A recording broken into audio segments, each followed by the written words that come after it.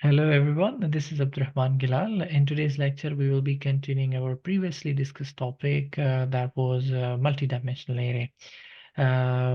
We've been learning arrays since last two presentations. So the arrays we discussed that are kind of non-primitive data types, or we can say reference-based data types, or composite data types, or some people say because they are based on references, so they are called structure or data structures. So I will be explaining more about data structures when we have a specific topic about other data structures available in Java. So far, our basic understanding is this one is considered to be a non-primitive type of data or data structure that helps us to store more than one value at a one reference point. So we discussed that if we have x as an array variable, which means that array may can contain more than one values. So we have to have the size of array. So maybe we have 5 values into it, we have 7 values into it, we have got 10 values, let's say, it depends. So in Java programming, once you create the arrays, is the way that we create with the new keyword. So this defines the space in the memory and that you cannot change actually. So once it is defined during the compilation, it is not going to be changed. So the space is occupied there in case you want to extend or reduce. So that cannot happen until or unless you learn another topic. We will be discussing later in other presentations, not today, and then how can we actually support the dynamism of array in during runtime. So for today's presentation, I will be just explaining the same example that we learned in our previous presentation about how can we take a number of courses from a student and then take the name of the course and plus the marks of the course. So sorry for my words. So in today's topic, we will be using two-dimensional array. So let me quickly show you that how it appeared in the previous, sorry, in the previous uh, uh, presentation or record or lecture. So we realized that we created two different variables or array variables for taking course names from a student into a string and the marks from this. And we logically mapped that every index that is there, we use logically for loop to just manage that every course index or every marks index is the same. That's how we done. But what if now we have to do it into the two-dimensional array, which means we have got only one reference point and we are doing more multiple, how to say, arrays into one reference point. So it's a two-dimensional array because it's going to have two uh, arrays supported. So what I mean is that single dimension is having one straightforward value set. But in two-dimensional array, at one point, we may have another array. So we can say array with an array. So this is two-dimensional array. So if array has an array and that array has another array, so that's going to be three-dimensional array. So that's what we have seen and discussed. Just let me quickly give you a recap. So let's say we may have so let's say integer, let's say x, square bracket, and square brackets x. So what do I mean from here? That this single element of this array will have another array, complete array. And the single element of this array will have another complete element, complete array. So this is going to be slightly complex. So it's like, let's say if I say 1, 2, 3 and then we have another array into array, so it's possible that we have another reference point to have another array. So this is considered to be a multi-dimensional array. So today we are just going to explain two-dimensional array, that how two-dimensional array going to solve the same problem, to take the number of courses from the student and take the name of this the courses and the marks of the courses, but we are going to store in only one array. So not 2D array, oh sorry, not in two arrays, it's one array. So how we can do that? We can use 2Ds, one for names, another one for marks, something like this. This is for names, let's say, and this is for marks.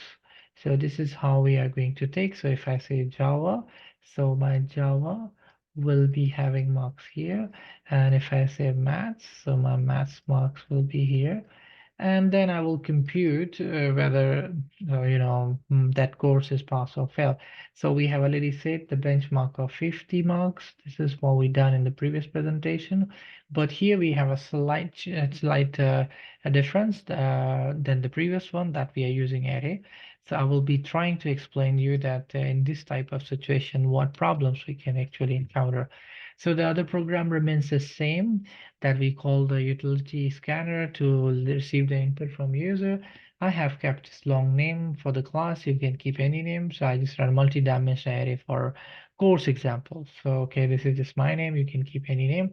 So now you see I'm creating a man method. So let's say man method has one dimensional array as an argument, right?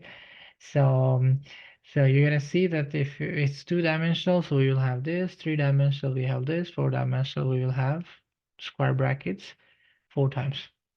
So this is just a scanner object from the scanner class that will receive from console, the value from the console, print the message, ask the user to give you the number of the courses. Let's say we have 2 or 3 or any number that you can enter here to just take it. And remember that we also discussed that as soon as we hit enter 2 as a uh, you know as a input for this action, then 2 will be stored in the num, but the enter key will be there still in the buffer memory. So whenever we have an other next integer or next line or next anything, it will automatically nullify that. So it is going to be a logical error. So it is that's why we have created this one. This is another, there's another way by which we can do that, but we will discuss it later. But just for the quick understanding, if you put this one, it will consume this remaining enter key, right? So that's all. And now it's a slight difference here because we are going to use 2D here. So we have a string because the name is always in a string, but the marks are not in a string. They are in double or in integer. So, but because in Java, the array has to be homogeneous variable collection. It cannot be heterogeneous. If you're using PHP, it may have a different data type for first array and different data type of second. For example, a string for this and double for this. So what I mean is that this could be string in PHP language and this could be double in PHP language, but not in Java. No. So in Java, you have to have the same data type that is here, string. So all has to be string. You cannot have your specific one. So that's one of the things, but we can know another way by which we can actually manipulate a string to be converted into the how to say into the integer. We will learn later. Okay, so we have to define the number of courses. So we have already taken how many. So what does it mean that let's say if it was 2, so now number of rows will be 2. As we remember, we said this is going to discuss the rows and this is going to discuss the columns. So this is columns and this is rows. So rows are actually given by the user. So why? Because we already have the constant idea that we will have name of the course and marks of the course. So names logically are representing the 0 index and the marks representing the uh, 1 index.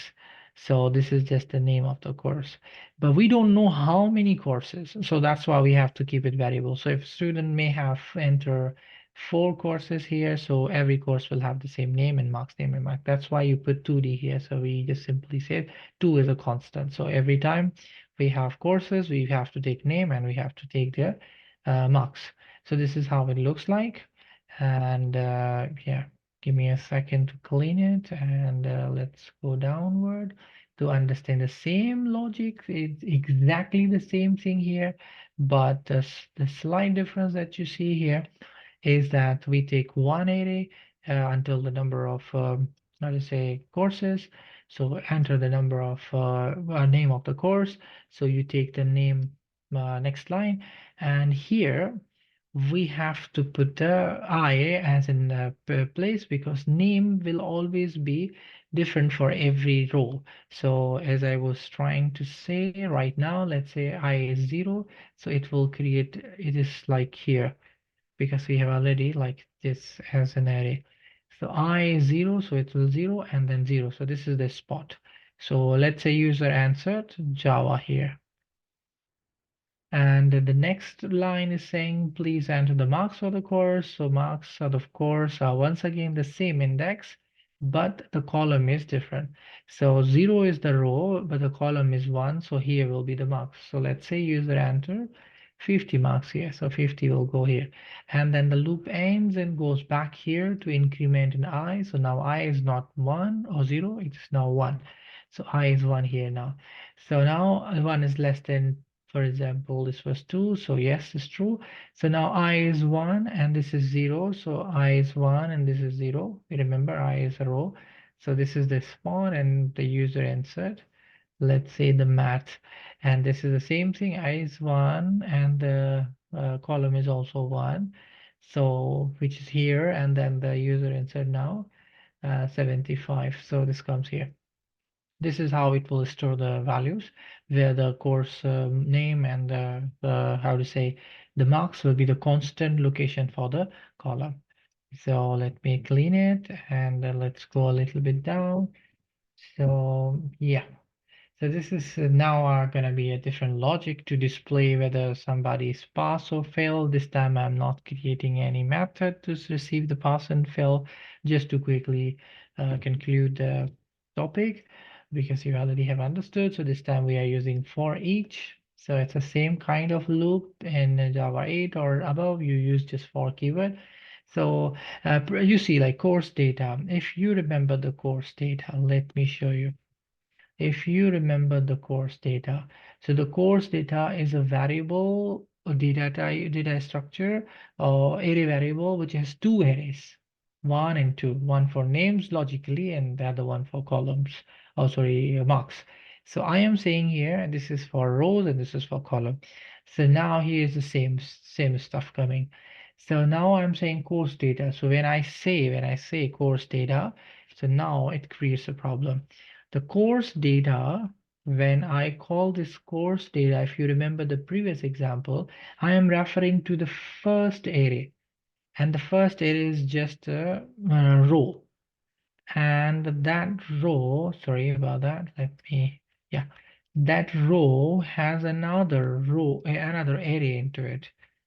So now if I say, let's say, it will start from 0, so it will return a complete area of this. So it's a 0 will be going back here. So let's say if we have this Java here and 50 here, 50 marks, and then maths and 75 marks. So this was 0, this was 1, this is 0, and this is 1. So what will happen if this course is actually going to take, so what it will take here, the first complete row. So this is a complete array. So it is not an ordinary variable or unary or primitive one. So if array is passing, so the variable receiver should also be array. That's why this is a declaration string. And because this all is a string, because we know the course data is a string type of array, multi-dimensional or two-dimensional string. So it will return a set of string here, but this is single 1D, so it's going to be like this. So now array, this this course will be of only one row. So the course at the moment will have two values. One is Java, another one is 50, but both of them are a string. So it's 0 index, this is 1 index. So we know if we wanted to access the name, we should just say 0. If we wanted to access the marks, we should just access the 1. So this is the logical understanding. So marks are once again a string. So now the problem is, so you see course 1, which is here, so it will bring 50. So 50 square, double quotation, sorry. So it's a string. So this integer parsing will actually convert the string into the integer. So previously it was unmanipulatable or uncalculatable. We could not apply any plus minus or any logical operator because it was a string. But now because we converted it, so now this is an integer 50 with the help of parsing. So now we store that 50 into this marks variable.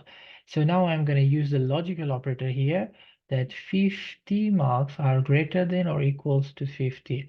So they are not greater but equals, so it will return me true. So as soon as it return me true, I am using this ternary operator. So when ternary operator comes here, so when it's true, it takes the first value. So as a shorthand, you can use it, or you can use if statement if you like to use if statements by simply putting this like if and then same condition here, marks greater than or equals to 50. If it's true, what should you do? You should make a status of the course status as equals to pass. Let's say it's up to you, but I'm using shorthand. Else you can make it the same variable. This one is failed, so something like that. But I'm going to use this shorthand. It's good for me.